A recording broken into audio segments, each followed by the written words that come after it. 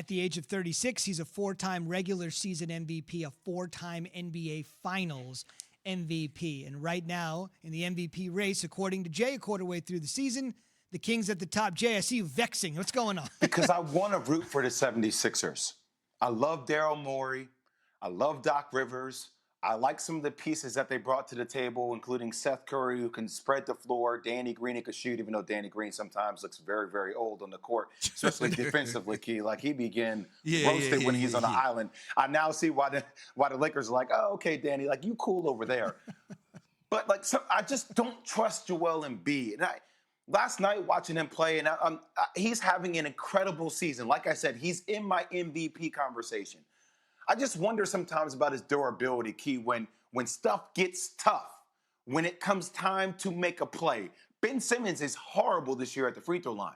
Granted, he's been playing more aggressively down the stretch, and I know that, Doc Rivers is supposed to unlock Tobias Harris, and he did have a game-winning shot last night. But there's something about this team that feels like they're lacking that leadership, like that toughness. And I watch Milwaukee, and are there questions around Giannis in the playoffs and teams building a wall around him?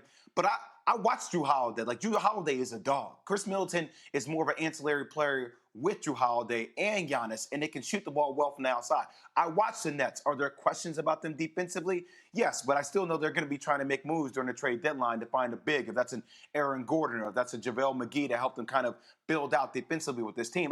I just feel like with what I watch, and I watch basketball every single night into the wee hours of the night, I feel like right now, if I were to bet money, I would bet money on the Brooklyn Nets and the Milwaukee Bucks being in Eastern Conference Finals before I would have the Philadelphia 76ers in that conversation.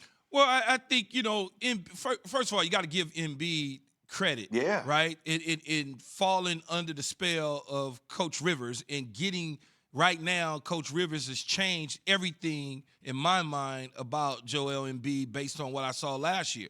Out of shape, didn't look great. Now he's running the floor. He's knocking down the long-distance threes the way he is in transition. So when you start to look at him, you start to say, okay, I felt like that all along. If you remember Jay Doc going over there or Glenn Rivers going over there, I'm like, he going to get them turned around. Everybody, for the most part, was like, oh, man, you can't get rid of him, move him. I'm like, no, man, that dude going to be all right. So far, so good.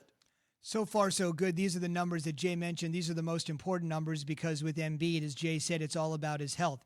Here are the total number of games he's played in the NBA, realizing most of these seasons are 82 games, right? 31 games, 63 games, 64 games, 51 games.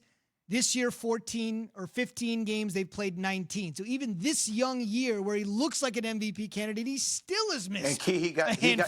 tapped on his stomach last night and fell on his back. And literally, you could have felt a pin drop in that building. Everybody got worried about it. And what happens with Joel is when he's injury prone, he starts to settle for more jump shots. And until I see that mentality change for Joel Embiid, I don't know if I can ride with him to get to the Eastern Conference Finals.